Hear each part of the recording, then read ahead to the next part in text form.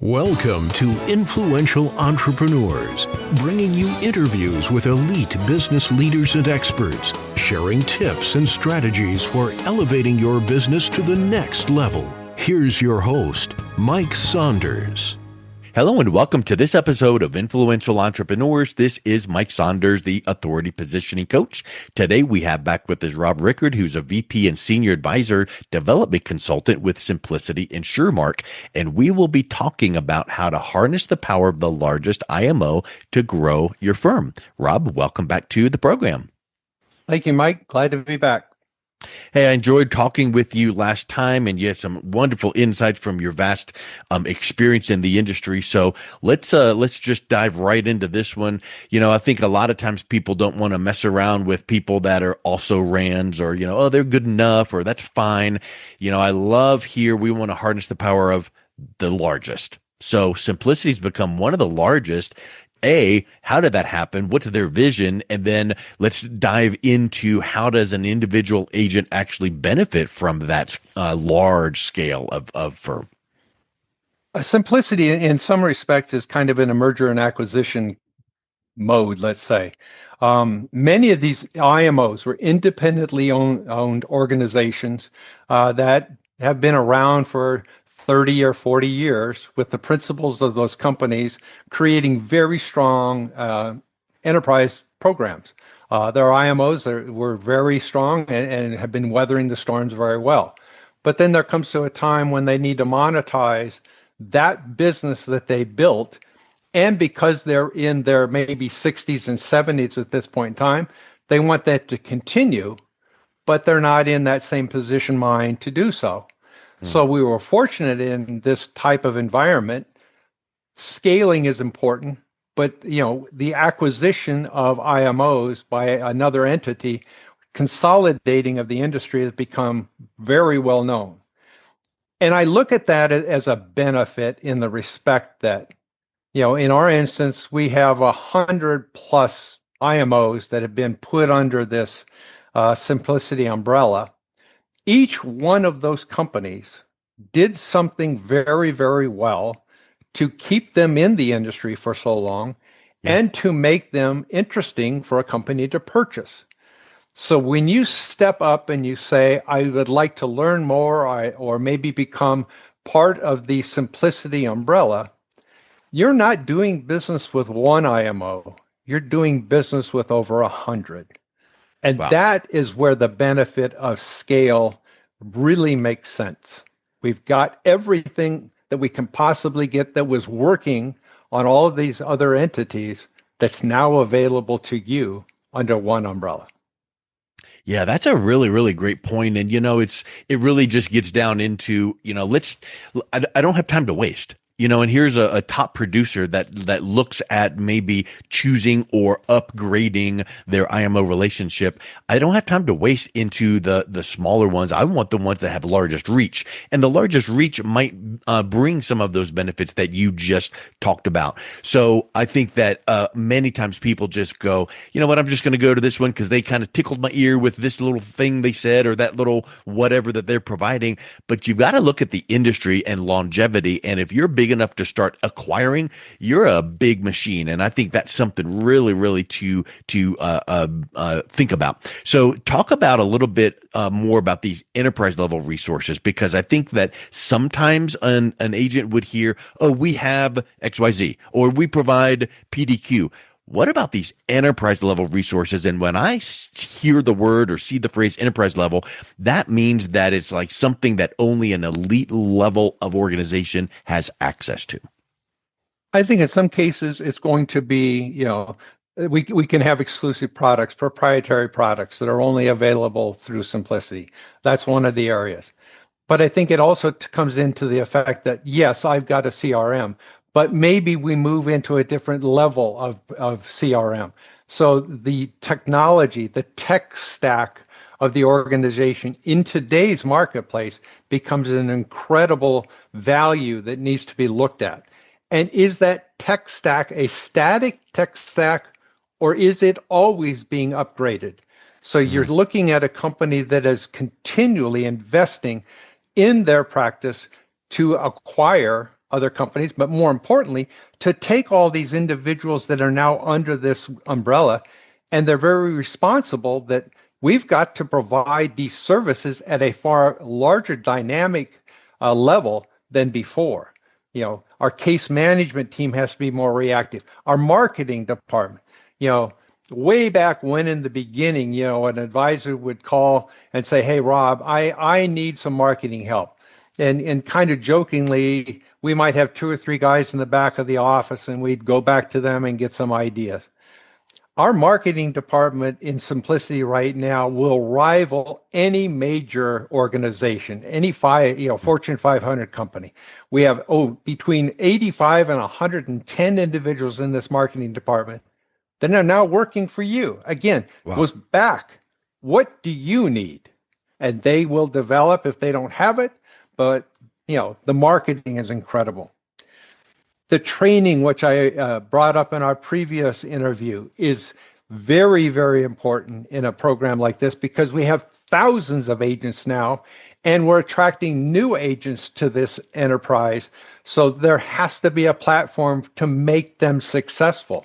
So we've taken that responsibility in that side.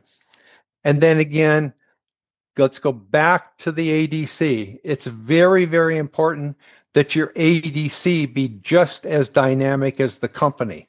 Is he sharpening his saw? Am I doing additional training to create better values for you when we talk to you? Have I brought on board individuals that maybe have advanced degrees in certain things that have the ability to help you build an agency, not only understand an agency, but actually step forward and through our business developer, find people to put into your agency. Yeah. What are we doing that is different than your current relationship? And that's what you're looking for. I think that when you look at the phrase, hey, you can get enterprise level resources while allowing you to remain independent. What's the significance of that phrase? Because I know that if you work for a captured, name, big name, whatever, you can only offer certain things and maybe your hands are tied and you're limited. But so being independent is the power, the freedom. But what are some of those aspects when you're still able to offer and access those enterprise level resources? From our viewpoint, you're still the boss. You are the individual. And I look at it in some degree. Are you an insurance, agent in the insurance industry, or are you running an insurance business in the insurance industry? Our attitude is you're running a business. Do you know how to run a business? So what we've brought to you is the ability to back down, whether you're running the car dealership down the street or your practice, in the insurance industry, there are certain things you must do to run a business. So we're going to take that on and help you understand that. So I look at it one way. We blueprint many practices. We dissect that practice to the nth degree. We find out what you're doing very well, maybe what you're not doing so well, or maybe there's even areas you haven't even considered. We help create that blueprint, showing you, one of the statements we say, we meet you where you are, and we help you get to where you want to be. So we create that blueprint process to get you to where you want to be. And now here's where the difference is. We don't just give that back to you. That's ours now. You're the captain of the ship. You now have put that back in our responsibility. It becomes part of my job as your ADO, your ADC in this marketplace, to implement what we have created together so that we can get you where you want to go. So I think that's one of the biggest things is your consultant in a position from a educational standpoint to help you create and run your business? And I do feel that with my term in this industry, I've got that. Yes. I was going to say, if you in your position were fresh out of college and you had some great ideas, that's fine. But what foundation does an agent have to rely on that? But with you and 40 years of experience, you can come on board and say, let me show you what we've got. And I'm going to pick this from here and that from here. And we're going to create that blueprint. And not only are we going to create the blueprint, I'm going to hold you accountable in a kind and loving and professional way, but I'm going to make sure that this works for you because we want to see you grow. Well, and we do a constant reevaluation of this. This is, again, not a static blueprint. So when we meet on a quarterly basis to review where we were supposed to be right now and we're not there or we're well above that, again, this is your business.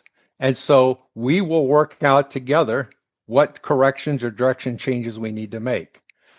The other thing I wanted to point out, because it is at my point, I'm one of the senior guys age-wise in this organization. So yes, I've been around for a long time in the business world and the financial markets and et cetera. But I also have those younger individuals that are more attuned to what's maybe going on today in technology and in that respect. So you need to find a team that has the experience, but also the energy. And that energy is having someone run outside, hit the brick wall, come back in and say, well, that wasn't the right thing to do. We're going to go on and they don't stop. They just don't stop. So in our organization, the energy level is very high.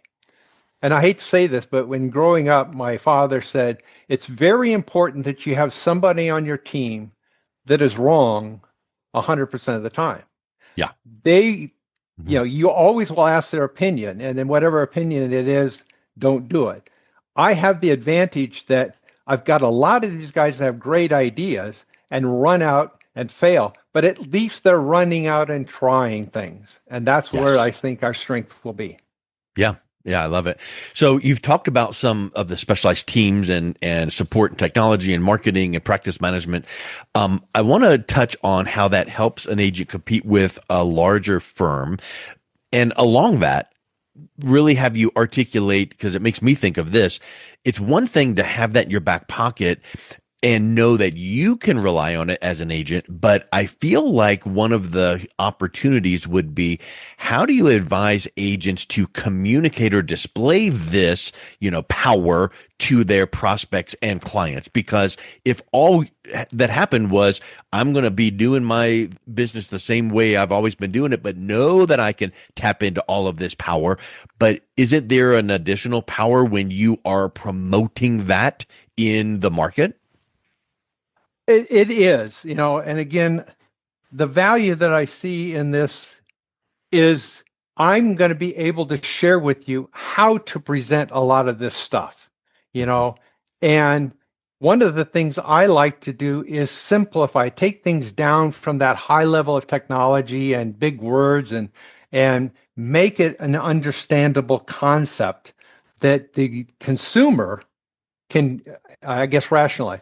I guess one of the ways I look at it is we're selling an intangible. You can't go out and touch it. It doesn't exist anywhere else other than in the faith world of such, whereas if I'm going to sell you a set of tires, I can go touch it, smell it, and feel it. I have to turn something that is, intangible into tangible. So as an example, what is an annuity? An annuity is insurance. So I give the example that, I have two boys. As they were growing up, I would send them out in the backyard to rake leaves into a pile. And they'd rake those leaves into a pile. Then they come in and I'd say, well, the wind just blew and moved them all around. Can you go put them back into a pile? And they would do that. And they come back in and I'd say again, you guys got to do something here. The wind keeps moving that pile around. Go put it back into it. Finally, someone will say, can we throw a tarp over it? Mm-hmm. That's an annuity. Let's protect what we've accumulated in our life from the wind that blows in the financial markets. Taking this concept and simplifying it will be a big change in the performance of your sales. So that's one of the areas I look at. Huge. Love it. So let's wrap up with this. If an agent joins Simplicity InsurMark right away, what are some of the capabilities that they would have access to day one that might have taken a lot of years to build on their own, and if they did rely on building it on their own, might never have been built at all? I go back to one of the taglines or statements that we make. Systems work, people fail. So we have developed a number of systems that are proven now, and we're not just testing them to see if they work. They are proven to work. So we're putting systems in place rather than everybody just kind of doing their own thing. Again, we mentioned the AMP program, the Advisor Mentoring Program, bringing in other successful talent to share and to help others raise the ship's performance in that aspect. The training. Do you have a IMO that is willing to invest in your practice? Do they have a marketing reimbursement program? Are they putting money in there to help you grow your sales? Because again, we know what happens. We all share in that growth.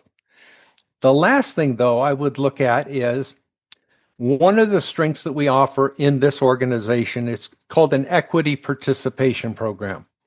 The size and strength of our organization is based solely on the advisors that we have in the organization. We pull the advisors away, our organization cannot function. So what is a typical IMO doing to reward you in some respect for the fact that you're the engine that is growing their practice or their enterprise? So in our situation, you as an advisor have the opportunity to participate in the equity growth of Simplicity. This is something I would reach out to, again, myself to get further details on, but it does dramatically change you from being an absolutely independent practicing organization, but you now are participating in this humongous, I call it gorilla in the marketplace, that you are now a part of financially as well as from a practice standpoint. So those are some of the things I'd look at. That's a really big piece, that equity ownership aspect, and we don't need to get into huge detail there, but I feel like when you are working with an agent to look at the future, it is so much more than just look at these tools and features and benefits and I'll be there to help you. But when you can have some added layer of, capital improvement and benefit that way, that just really might be that icing on the cake. So Rob, this has been... I want to add one more piece here, and I failed to bring this up, I guess. Simplicity InsurMark, we don't categorize ourselves as an IMO. We are an ADO, and we're the only ADO in the industry today. An ADO is an advisor development organization. An IMO is basically a product entity and a marketing organization. Well, we've got every product that you could possibly have, again, due to the size that we are. And as I alluded to, our marketing department is huge. We are focused on you, the agent. And that's why I say, where you are today, tell us where you want to be tomorrow, and we will help develop a process to make that happen. We're focused on you, not on product, not on marketing. We're focused on you, the agent. So that would be the last point I would bring up. Yeah, I love it. Well, Rob, this has been really eye-opening. And if someone is interested in learning a little bit more and reaching out and connecting with you, what's the best way they can do that? I would go to the InsurMark website, www.insurmark.net. And that's InsurMark is INSURMARK.net. Or just reach out to me, 800-752-0207. And just ask for Rob. Rob, thank you so much for coming back on. It's been a real pleasure chatting with you again. Thanks for the time, Mike. Appreciate it. You've been listening to Influential Entrepreneurs with Mike Saunders. To learn more about the resources mentioned on today's show or listen to past episodes, visit www.influentialentrepreneurssradio.com.